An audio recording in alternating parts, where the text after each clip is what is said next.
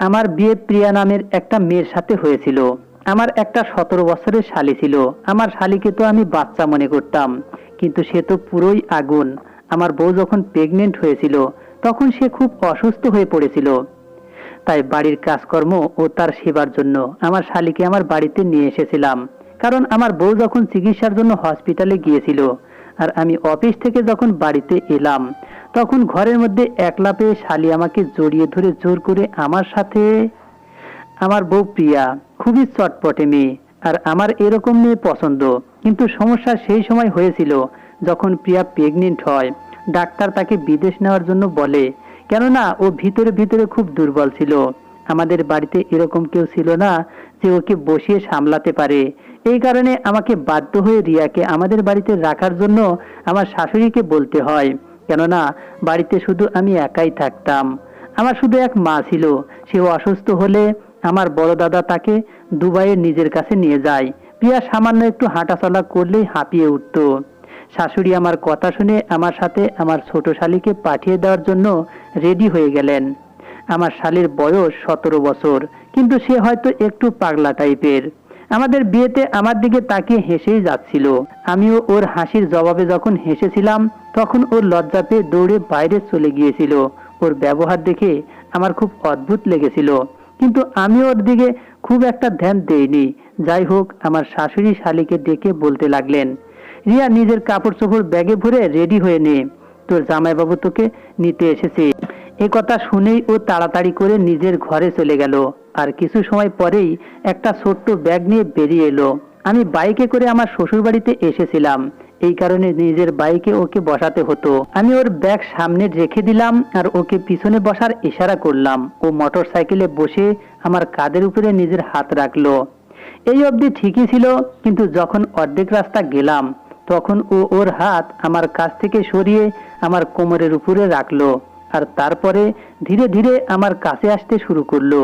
ও নিজের দুই হাত আমার কোমরে জড়িয়ে ধরে একদম আমার সাথে চিপকে বসে গেল। হঠাৎ এই ঘটনায় আমি চমকে উঠেছিলাম। কপাল ভালো যে আমি মেন রোডে নেই, না হলে হঠাৎ করে এই ঘটনায় হয়তো অ্যাক্সিডেন্ট করে ফেলতাম। আমি তাড়াতাড়ি করে মোটর সাইকেলের সাইডে দাঁড় করিয়ে ওকে বললাম, এটা তুমি কি করছো? রিয়া, ছাড়াও নিজের হাত। আমার এই কথা শুনে ও তাড়াতাড়ি করে নিজের হাত পিছনে করে নিল। আমি বললাম, তোমার যদি ধরতে হয় তাহলে তুমি আমার কাঁধের উপর হাত রাখবে। আজকের আগে কেউ আমাকে এভাবে জড়িয়ে ধরেনি, কেউ আমার সঙ্গে এভাবে চিপকে বসেনি। আমার কথা শুনে ও তাড়াতাড়ি করে ঠিকঠাক হয়ে বসলো। এরপরে আমি ওকে বাড়িতে নিয়ে এলাম। প্রিয়া ওকে দেখে খুব খুশি হয়েছিল। সমস্ত কাজ প্রিয়া রিয়াকে বুঝিয়ে দিয়েছিল। রিয়া জলখাবার অবধি প্রিয়ার ঘরে নিয়ে দিত। আমার অফিসের কাপড় রিয়াই আয়রন করে দিত। একদিন আমি আমার বাথরুমে স্নান করছিলাম। বেশিরভাগ সময় যখন প্রিয়ার শরীর খারাপ লাগতো তখন ঘর থেকে বেরিয়ে বারান্দায় গিয়ে বসতো। এখন ও বারান্দাতেই বসেছিল। আমি খালি গায়ে বাথরুম থেকে বেরিয়ে হঠাৎ ঘরের মধ্যে রিয়াকে দেখে রাগে আমার অবস্থা খারাপ হয়ে গেল। হয়তো আমার আয়রন করা কাপড় রাখতে এসেছিল, কিন্তু ও ফিরে যাওয়ার পরিবর্তে ড্রেসিং টেবিলের সামনে দাঁড়িয়ে রিয়া লিপস্টিক লাগাচ্ছিল। আমাকে দেখে ও ঘাবড়ে গেল। আমি বললাম, তুমি এখানে কি করছো? কোনো লজ্জা শরম আছে কি তোমার ভেতরে? ও বলতে লাগলো, আমি আমি বললাম, কি আমি? যাও আমার ঘর থেকে। অদ্ভুত বোকা মেয়ে তুমি। আমার এরকম কথাতে ও চোখের জল ফেলতে ফেলতে ঘর থেকে বাইরে বেরিয়ে গেল। আমি রাগে গজগজ করতে করতে নিজের কাপড় পরে যখন বাইরে এলাম, তখন ও প্রিয়ার পাশে বসে কান্না করতে করতে বলেছিল, দিদি, আমাকে বাড়িতে রেখে এসো। আমি তোমাদের বাড়িতে থাকতে চাই না। জামাইবাবু সব সময় আমাকে বকতে থাকে। তোমার এই লিপস্টিক আমার ভালো লেগেছিল, তাই আমি একটু লাগাচ্ছিলাম। আমাকে ঘর থেকে বাইরে আসতে দেখে প্রিয়া আমাকে বলতে লাগলো, সুজয়, কি সব কাজ করো না তুমি? আমার এই বাচ্চা বোনটিকে শুধু শুধু এত বাজেভাবে বকছো কেন তুমি? বাড়ির সমস্ত কাজের দায়িত্ব ওর উপর এসে পড়েছে। বিয়ের আগে কোনোদিন আমি ওকে দিয়ে কোনো কাজই করাতাম না, কিন্তু এখন ও আমার অসুবিধার কারণে এখানে এসেছে। তাই তোমার নিজের ব্যবহার ওর সাথে ভালো রাখা উচিত, কিন্তু তার পরিবর্তে তুমি সব সময় ওকে বকতেই থাকো। আমি প্রিয়ার কথার কোনো জবাব দিলাম না, বরং ওর বকা দেখে অবাক চোখে ওর দিকে তাকিয়ে রইলাম। ওর বোঝা উচিত ছিল যে কোন সময়ে ওর বোনের কোথায় থাকা উচিত আর কোথায় থাকা উচিত না। আমি জলখাবার না খেয়ে অফিসে চলে গেলাম। আমার হৃদয় থেকে বিরক্তি অনুভব হতো। কেননা ওর কাণ্ড কারখানা কিছুটা সেরকমই ছিল। একবার আমি ক্লান্ত হয়ে অফিস থেকে তাড়াতাড়ি বাড়িতে এসে দেখলাম রিয়ার ঘরের দরজা বন্ধ। আমার মনে হলো ও হয়তো নিজের ঘরে আছে। আমি নিজের ঘরে ঢুকে দেখলাম প্রিয়া চাদর দিয়ে মুখ ঢেকে ঘুমিয়ে আছে। যখন থেকে প্রিয়া প্রেগনেন্ট হয়েছে তখন থেকেই আমাকে নিজের কাছে আসতে দিত না। ও বলতো ডাক্তার সাবধানে থাকতে বলেছে, যদি ওকে দেখে আমার হৃদয়ে দুষ্টুমি করার ইচ্ছা উদয় হতো। তাই আমি দরজা লক করে অফিসের ব্যাগ এক সাইডে রাখলাম আর বিছানায় উঠে প্রিয়ার পাশে গিয়ে শুয়ে পড়লাম। 1 মাস থেকেও ও আমার উপরে নিষেধাজ্ঞা চাপিয়ে রেখেছিল, তাই ভাবলাম আজকে ঘুমন্ত অবস্থায় ওকে আমার বুকে জড়িয়ে নেই। আমি লাইট অফ করলাম আর চাদর উঠিয়ে ওকে জড়িয়ে শুয়ে পড়লাম। ও কিছু একটা বলতে যাচ্ছিল, কিন্তু আমি ওর মুখের উপর হাত রেখে দিলাম আর বললাম, 1 মাস হয়ে গেছে, আমার হৃদয় অনেক ছটফট করছে। তুমি আমাকে আজকে কোনো বাধা দিও না, আমি তোমার কোনো কথাই শুনবো না। সবেমাত্র আমি ওর কাছে এসেছিলাম, তখনই বাইরের মেন গেটে বেল বেজে উঠল। আমি অবাক হলাম যে এই সময়ে আবার কে হতে পারে। আমি ওর থেকে পিছনে সরে গিয়ে যখন লাইট জ্বালালাম তখন আমার হুঁশ জ্ঞান হারিয়ে গেল, কেননা প্রিয়ার জায়গায় রিয়া শুয়েছিল। এত সময় চুপচাপ শুয়েছিল। আমি তাড়াতাড়ি করে বসে পড়লাম। ও তাড়াতাড়ি করে নিজের ওড়না বিছানার উপর থেকে উঠিয়ে তারপর সেটা নিজের গায়ে জড়িয়ে তাড়াতাড়ি করে ঘর থেকে বেরিয়ে গেল। আমার তো রাগের লজ্জায় এমন অবস্থা হলো যেন হাঁটু জলে ডুবে মরি। ও ঘর থেকে বেরিয়ে গিয়েছিল, কিন্তু কিছু সময় পরেই প্রিয়া ঘরের মধ্যে এলো। এমন শাড়ি পরেছিল যেন কোথাও বাইরে গিয়েছিল। ও বিছানার উপরে বসে বলতে লাগলো, তুমি অফিস থেকে এত তাড়াতাড়ি এসে গেছো? আমি বললাম, তুমি কোথায় গিয়েছিলে? ও বলল, আমার পেটে খুব অস্বস্তি হচ্ছিল, এই কারণে পাশের বাড়ির মাসিমাকে নিয়ে ডাক্তারের কাছে গিয়েছিলাম। তাদের গাড়ি আছে, তাই তাকে নিয়ে ডাক্তারের কাছে চেক আপ করিয়ে এখনই ফিরলাম। আমি বললাম, ডাক্তার কি বলল?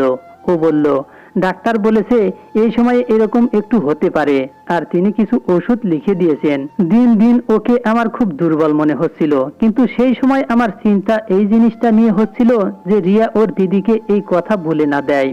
ও যদি এই কথা বলে দেয় তাহলে হয়তো আমি প্রিয়ার সাথে নজর মেলাতে পারবো না।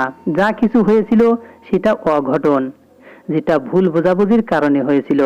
আমি প্রিয়াকে বললাম, তুমি আরাম করো, আমি এখনই আসছি। আমি নিজের কাপড় বদলে ঘর থেকে বাইরে বেরিয়ে এলাম। রিয়া সেই সময় রান্না বান্না করতে ব্যস্ত ছিল। আমি ওর কাছে এসে দাঁড়িয়ে পড়লাম। আমাকে দেখে ওর মুখের রং বদলে গেল। আমি নিজের মাথা নিচু করে নিলাম, কেননা দোষ তো আমারই ছিল। কিন্তু দোষ শুধু আমার একারই ছিল না, রিয়ারও ছিল, কারণ ওর আমার ঘরে শোয়ার কি দরকার ছিল। যাই হোক, আমি চাইতাম না যে এই কথাটা প্রিয়া অবধি পৌঁছাতে।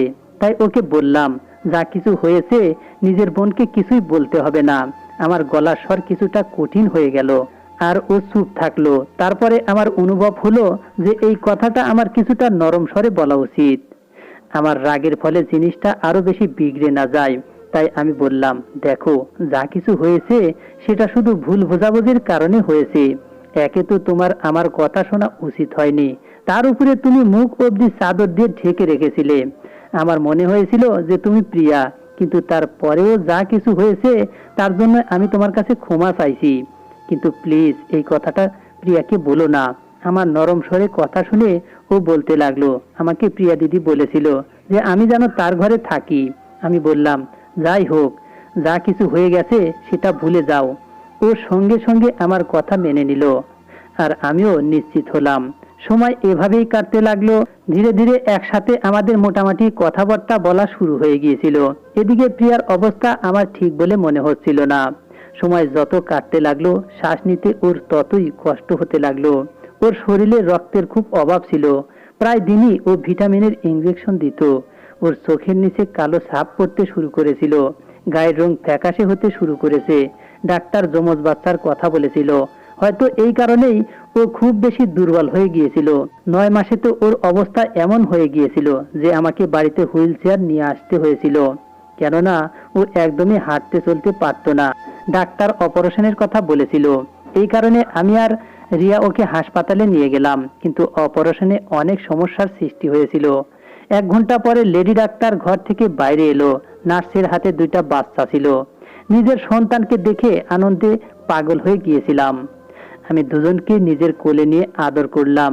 রিয়া আমার থেকে এক ছেলেকে নিল আর আদর করতে লাগলো। কিন্তু ডাক্তারের মুখ দেখে আমার হৃদয়ে খটকা লাগলো। লেডি ডাক্তার বলতে লাগলো, মিস্টার সুজয়, আপনার ওয়াইফের অবস্থা খুব খারাপ। এটা শুনে আমি টেনশনে পড়ে গেলাম আর বললাম, ওর কি হয়েছে?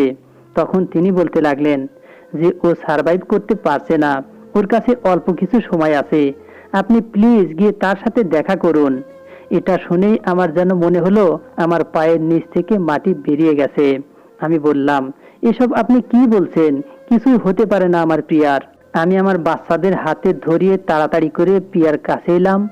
ও খুব কষ্টের শ্বাস নিচ্ছিল। আমি ওর কাছে গেলে ওর চোখ থেকে জল গড়িয়ে বালিশে প্রবেশ করছিল। আমাকে দেখে ও হালকা একটু হাসার চেষ্টা করলো। আমি ওর কাছে গিয়ে বসে পড়লাম। ওর চোখের জল ফেলেই চলছিল। আমি ওর হাত ধরে বললাম, কিছুই হবে না তোমার, দরকার হলে আমি জলের মতো পয়সা খরচ করব, তুমি ঠিক হয়ে যাবে। কিন্তু ও খুব কষ্টে ভাঙ্গাচোরা শব্দে বলতে লাগলো, তুমি যা কিছুই করো না কেন, আমি বুঝে গেছি যে আমার কাছে সময় খুবই কম। আমার হাত ধরে ও সামান্য একটু চেপে ধরে বলতে লাগলো, সুজয় প্লিজ আমার বাচ্চাদের জন্য সৎ মা নিয়ে এসো না, তার থেকে তুমি রিয়াকে বিয়ে করে নিও। ওর কথা শুনে আমি হতভম্ব হয়ে ওর দিকে তাকিয়ে রইলাম। হঠাৎ হওয়া এই অবস্থার জন্য আমি একদমই রেডি ছিলাম না। আমি ওর হাত ধরে বলতে শুরু করলাম, ওর মুখের উপরে হাত বোলাতে লাগলাম। আমি বললাম, এরকম কথা কেন বলছো তুমি? তোমার কিছুই হবে না, ভগবানের জন্য এরকম কথা বলো না প্রিয়া। হঠাৎ ওর নিঃশ্বাস নিতে খুব কষ্ট হচ্ছিল। আমি ডাক্তারকে ডাকতে শুরু করে দিলাম। আমি চিৎকার করে করে সমস্ত স্টাফকে এক জায়গায় করে ফেললাম। ডাক্তার তাড়াতাড়ি নার্সকে ইনজেকশন দিতে বললেন। সমস্ত লোক আশেপাশে দাঁড়িয়েছিল, কিন্তু ও আমার হাত ছাড়েনি। আমার দিকে এক নজরে তাকিয়েছিল, যেন আমাকে দেখে নিজের শেষ ইচ্ছা পূরণ করছে, যেন আমাকে নিজের চোখে বেঁধে রাখতে চায়। আমার চোখ দিয়ে জল ছড়তে লাগলো। কিন্তু এত কিছুর পরেও ও আমাদের ছেড়ে চলে গেল। আমার গুণটি সেই সমস্ত পুরুষদের মধ্যে হয়তো যারা নিজের স্ত্রীর জন্য সমস্ত স্বপ্ন সমস্ত আবেগ কন্ট্রোল করতে পারে না। এর সাথে আমার এরকমই বন্ধন ছিল। ওর শান্ত স্বভাব আমার হৃদয়ে ওর জন্য আলাদাই জায়গা করে নিয়েছিল। ওর প্রতি আমার গভীর ভালোবাসার কারণে আমি কখনো কখনো প্রিয়াকে নজর উঠিয়ে দেখিনি। আমার সমস্ত হৃদয় শুধুমাত্র প্রিয়ার জন্য ছিল, যে আমাকে একলা ফেলে চলে গেছে। ওর মৃত শরীর দেখে, ওর হাতের মধ্যে নিজের হাতকে দেখে আমার মনে হচ্ছিল যেন আমার শরীর থেকে আমার আত্মাকে টেনে বের করে নেওয়া হয়েছে।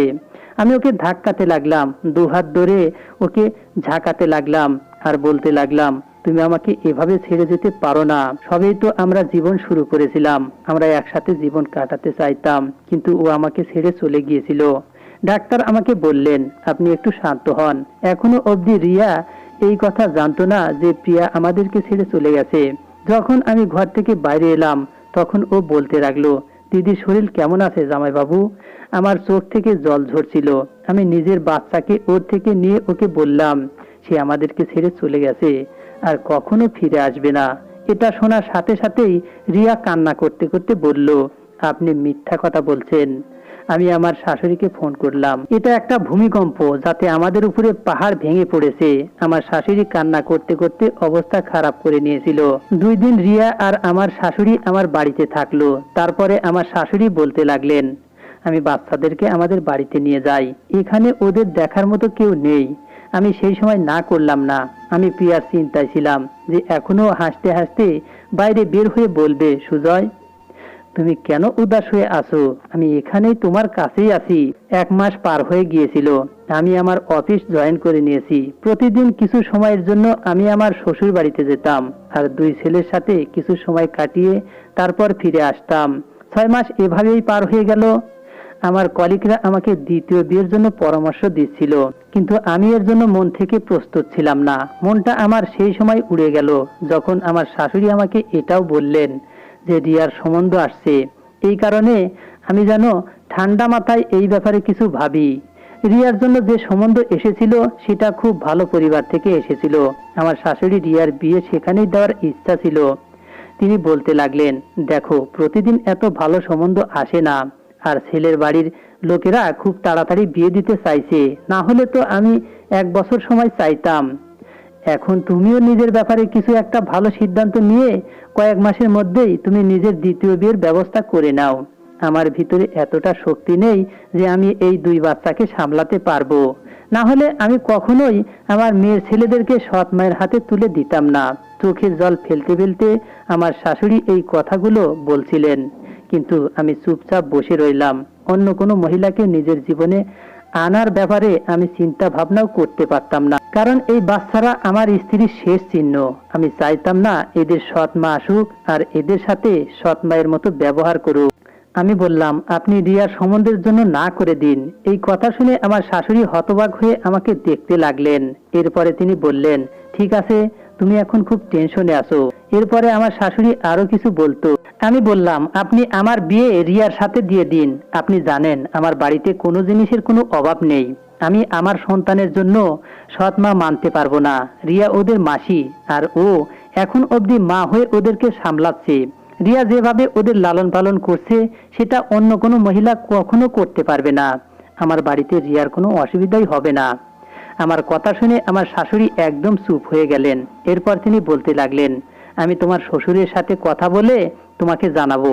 কেননা যে সম্বন্ধ এসেছে সেটা তার বন্ধুর ছেলের, আর আমরা তো আকারে ইঙ্গিতে তাদের কিছু বলেই দিয়েছি। আমি বললাম, আপনি না করে দিন, কেননা আমি একমাত্র রিয়াকে বিয়ে করতে পারবো। কেননা সেটা পিয়ারও শেষ ইচ্ছা ছিল।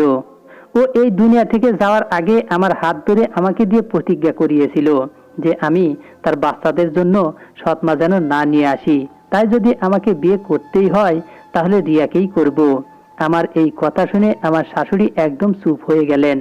2 দিন পর যখন আমি শ্বশুর বাড়িতে গেলাম, তখন আমার শাশুড়ি শ্বশুর দুজনেই বসেছিলেন। তারা বলতে লাগলেন, যদি এটাই তার শেষ ইচ্ছা হয়ে থাকে তাহলে আমাদের কোনো অসুবিধা নেই। আমি বললাম, আমি এই বিয়ে সাধারণভাবে করতে চাই। এই কথা শুনে আমার শাশুড়ি বলতে লাগলেন, এটা তোমার দ্বিতীয় বিয়ে, কিন্তু রিয়ার তো প্রথম বিয়ে, তাই ওরও তো কোনো স্বপ্ন থাকতে পারে। তখন রিয়া বলতে লাগলো, আমি নিজের দিদির জন্য অনেক স্বপ্ন বিসর্জন দিতে পারবো। এই কারণে ওর বিয়ে সেরকম ভাবেই হবে যেরকম ভাবে সাধারণত হয়। প্রথমে আমার শাশুড়ির কথা শুনে আমার রাগ তো খুব হয়েছিল। তারা শুধু রিয়াকে দেখতে পাচ্ছিল, তাদের চোখে পড়ছিল না যে আমি কি অবস্থায় আছি। আমার মনে তো বিয়ের জন্য কোনো ইচ্ছাই ছিল না।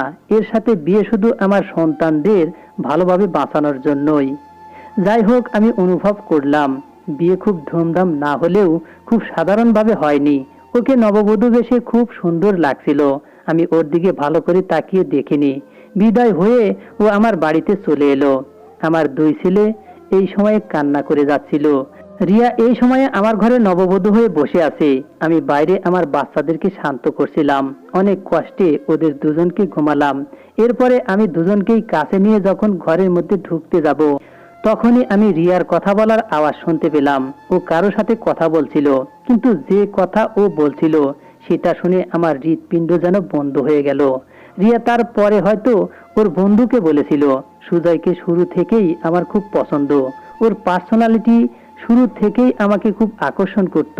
এই কারণে আমি সারা জীবন প্রার্থনায় এটাই চাইতাম যে আমার বিয়ে যার সাথে হবে সে যেন সুজয়ের মতো এরকমই দেখতে শুনতে এরকমই মেজাজের হয়। আর দেখ, আমার প্রার্থনার ফলে ভগবান আজকে আমাকে সুজয়কে দিয়েছে। এটা শুনে আমার মাথা ঘুরতে লাগলো। ওর প্রার্থনা আমার কাছ থেকে আমার দুনিয়া ছিনিয়ে নিয়েছে। আমার ওকে আগেও খুব একটা পছন্দ ছিল না, কিন্তু এই কথা শুনে তো আমার ভিতরে যেন আগুন লেগে গেল। কিরকম স্বার্থপর মেয়ে, শুধু নিজের ব্যাপারেই ভাবতো। ওর প্রার্থনার ফলে আমার কাছ থেকে আমার ভালোবাসা, আমার প্রিয়া হারিয়ে গেছে। আমি রাগে গজ গজ করতে করতে ঘরের মধ্যে প্রবেশ করলাম। আমাকে দেখে ওর মুখের হাসি হারিয়ে গেল, আর তাড়াতাড়ি করে ফোন বন্ধ করে বিছানা থেকে উঠে তাড়াতাড়ি করে আমার কাছে এলো। নববধূ রূপে সমস্ত মেকআপ আমার জন্যই করেছিল। হাতে চুড়ি, গলায় গহনা ছিল, দেখতেও খুব সুন্দর লাগছিল। কিন্তু ওর বান্ধবীকে বলা কথাগুলো আমার দুনিয়া তছনছ করে দিয়েছিল। এই কারণে আমি ভেবে নিয়েছি যে ওকে ছাড়বো না। 2 বাচ্চাকে শুইয়ে দিলাম, ও বিছানার উপরে বসে পড়লো। হয়তো এই অপেক্ষায় ছিল যে আমি ওর পাশে বসবো, ওর সৌন্দর্যের প্রশংসা করব, ওকে মুখ দেখার গিফট দেব, ওর সঙ্গে খুব ভালোবেসে কথা বলবো। কিন্তু আমি খুব কঠোর স্বরে ওকে বললাম, তুমি এখানে কেন বসে আছো? রিয়া আমার শক্ত কথা শুনে তো তাড়াতাড়ি করে দাঁড়িয়ে হতবাক হয়ে আমাকে দেখতে লাগলো। আমি বললাম, তোমাকে আমার বিষ মনে হচ্ছে।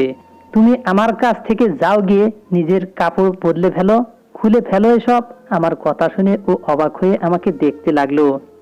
ওকে এরকম ভাবে তাকিয়ে থাকতে দেখে আমি ওর দিকে তাকিয়ে বললাম, বাংলা কথা বুঝতে পারো না? তোমাকে কি বলেছি? আমি যাব এখান থেকে? তুমি এই বাড়িতে শুধু আমার বাচ্চার মা হয়ে এসেছো, আমার উপর কোনো অধিকার নেই। আমি বাধ্য হয়ে বিয়ে করেছি তোমাকে। আমি ভালোবাসি প্রিয়াকেই, আর ওকেই ভালোবাসবো। আমার কাছ থেকে কোনো আশা রেখো না। বাকি আমার বাড়িতে তোমার কোনো অসুবিধাই হবে না। খাও দাও থাকো, কিন্তু আমার হৃদয়ে তোমার জন্য কোনো জায়গা নেই। এটা বলেই বাইরে যেতে লাগলাম। দরজার কাছে দাঁড়িয়ে আবার বললাম, এখানেই বাচ্চাদের কাছে শুয়ে পড়ো। আমি আজকে থেকে অন্য ঘরে ঘুমাবো।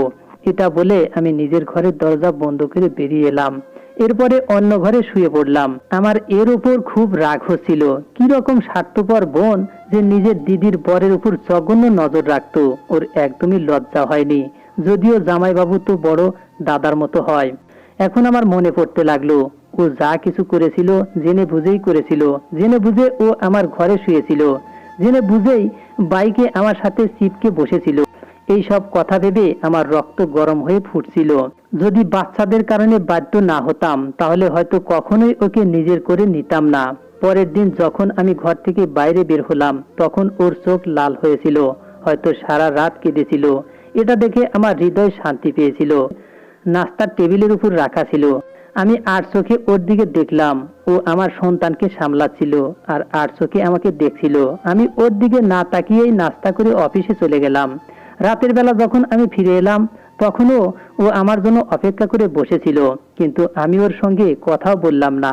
একবার আমি যখন বাড়িতে এলাম, তখন ও বলতে লাগলো, কি হয়েছে তোমার? আমার উপরে কেন রেগে আছো? আমি তোমার কি করেছি? যদি তোমার হৃদয়ে আমার জন্য কিছুই ছিল না, তুমি শুধু নিজের বাচ্চাদের জন্যই আমাকে বিয়ে করতে চাইছিলে, তাহলে আমার বাবা মাকে পরিষ্কার করে দিতে, তাহলে আমি আমার জীবনের সিদ্ধান্ত ঠিকভাবে নিতে পারতাম। এই কথা শুনে আমি ওর দুই হাত ধরে ওর দিকে রাগে চোখে তাকিয়ে বললাম, আমিও তো জানতাম না যে তুমি এতটা স্বার্থপর হতে পারো। নিজের স্বার্থের জন্য তুমি নিজের বোনকেও মেরে ফেলতে পারো। এটা শুনেই ওর মুখের রং বদলে গেল। ও বলতে লাগলো, এটা তুমি কি ধরনের কথা বলছো? আমি বললাম, আমি তোমার সমস্ত কথা শুনে ফেলেছি। তুমি যা কিছু তোমার বন্ধুর সাথে বলেছিলে।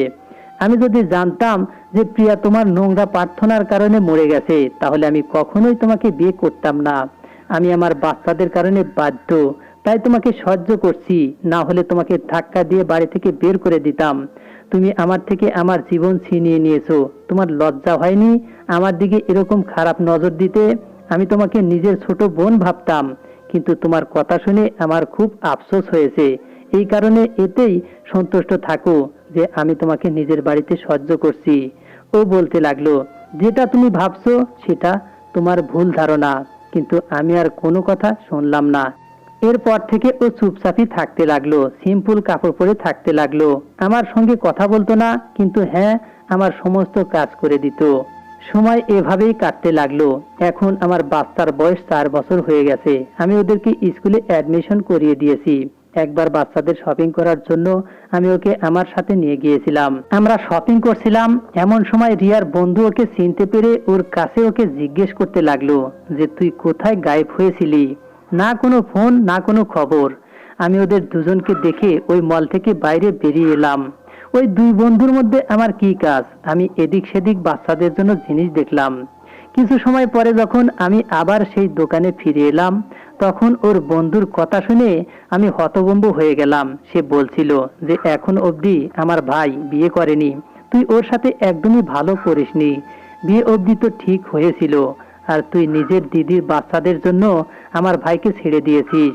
কিন্তু তুই কি পেয়েছিস জীবনে? নিজেকে দেখেছিস? মনে হয় না যে তোর বিয়ে 4 বছর হয়েছে? নিজের মুখটা কেমন হয়ে গেছে? না হাতে কোনো গহনা আছে, না কানে, না মুখে কোনো মেকআপ আছে। কিরকম জীবন কাটাচ্ছিস তুই? আমার ভাই তোকে ভালোবাসতো, আর তুইও তাকে ভালোবাসার দাবি করতি, কিন্তু নিজের দিদির বাচ্চার কারণে এ কি করে ফেললি? যা কিছু বিয়ের পরে তুই আমার ভাইকে বলেছিলি, সেই সমস্ত কথা আজ অব্দিও ও বিশ্বাস করেনি। কেননা তোর চোখে ওর প্রতি ভালোবাসার আগুন জ্বলতে দেখেছি। তুই ওকে মিথ্যে বলেছিলি, আর তোর মিথ্যাকে ও বিশ্বাসই করেনি। এই সমস্ত কথা শুনে আমি চিন্তায় পড়ে গেলাম। রিয়া বলতে লাগলো, আমার দিদি আমাকে ছোটবেলা থেকেই খুব ভালোবেসে মানুষ করেছিল। আমার সমস্ত ইচ্ছা পূরণ করত, আমাকে কোনো কাজ করতে দিত না। তাই এটা কিভাবে সম্ভব যে আমি ওর বাচ্চাদের সৎ মায়ের হাতে ছেড়ে দেব? আমি নিজের জীবনে খুব খুশি আছি। এখন আমি সমস্ত কথা বুঝতে পেরে গেছি। বাসর রাতে যে কথা আমি শুনেছিলাম সেটা রিয়া সেই ছেলেকে বলেছিল যাতে সে ওকে ভুলে যায়, আর আমি সেটা ভুল ব্যাখ্যা করে নিয়েছিলাম। আমি কখনো সত্যিটা জানার চেষ্টাই করিনি, আর গত 4 বছর ধরে আমি ওকে বিনা দোষে শাস্তি দিয়েই যাচ্ছি। আমি দোকানের ভিতরে চলে এলাম। রিয়ার বন্ধু আমাকে দেখে দোকান থেকে বাইরে বেরিয়ে গেল। বাচ্চাদের শপিং কমপ্লিট হয়েছিল। এরপরে আমি ওকে একটা গহনার দোকানে নিয়ে গেলাম। একটা গলার হার কিনলাম। ও আমাকে অবাক হয়ে দেখছিল। আমি নিজেই ওর গলায় সেই হার পরিয়ে দিলাম। ও অবাগা চোখে আমাকে দেখেই যাচ্ছিল, যাতে জল চকচক করছিল। আমি ওকে সুন্দর দেখে কয়েকটা কাপড় কিনে দিলাম। আমি বললাম, আজকের রাতে তুমি এই সমস্ত পরে সেজেগুজে থাকো। আমি ওকে আর কিছুই বলিনি, ও আমাকে কিছুই বলেনি, একদম চুপচাপ ছিল। রাতের বেলা যখন আমি ঘরের মধ্যে ছিলাম তখন আমার ছেলে ঘুমিয়ে পড়েছে। ও চুপচাপ বিছানার উপরে বসেছিল। সেজেগুজে রেডি হওয়ার পরেও কোনো মুখে কোনো জড়তা ছিল না। আমি ওর হাতে সোনার চুড়ি পরালাম। ওর চোখ দিয়ে টপ টপ করে জল পড়ছিল। আমি বললাম, আমাকে ক্ষমা করে দাও, আমার তোমার থেকে সত্যিটা জানা উচিত ছিল। আমার এই কথা শুনে ও কাঁদতে লাগলো আর বলতে লাগলো, আমার হৃদয়ে তোমার জন্য কিছুই ছিল না, আর হয়তো এখনো নেই। ভালো হয় তুমি এখনো আমাকে তোমার ছেলের উপমা হিসেবে ভাবো। এটা বলে ও বিছানা থেকে উঠে দাঁড়িয়ে পড়লো। এর আগে ও চলে যেত, কিন্তু আমি দাঁড়িয়ে ওর হাত ধরে ওকে নিজের বুকের কাছে ধরে নিলাম। আমি বললাম, সরি, আজকে আমাকে ক্ষমা করে দাও প্লিজ। তোমার সঙ্গে যত খারাপ কাজ করেছি সেই জন্য আমাকে ক্ষমা করে দাও। ও আমার বুকে মুখ রেখে কান্না করে যাচ্ছিল। আমি ওকে নিজের থেকে আলাদা করলাম না, না ওকে কান্না করা থেকে থামালাম। আমি চাইতাম ও হৃদয়ের সমস্ত দুঃখ বের করে দিক। আজকে প্রথমবার ওকে আমার ধন্যবাদ বলতে হবে, নিজের সমস্ত কথা বলতে হবে, আর আমাকে চুপচাপ ওর সমস্ত কথা শুনতে হবে। আমি জানি এরপর আমাদের জীবন শুধুই খুশি আর খুশিতে ভরে থাকবে। বন্ধুরা, আমাদের এই গল্পটি যদি ভালো লেগে থাকে, লাইক, কমেন্ট, শেয়ার ও সাবস্ক্রাইব করে আমাদের পাশেই থাকবেন। ধন্যবাদ সবাইকে, ভালো থাকবেন।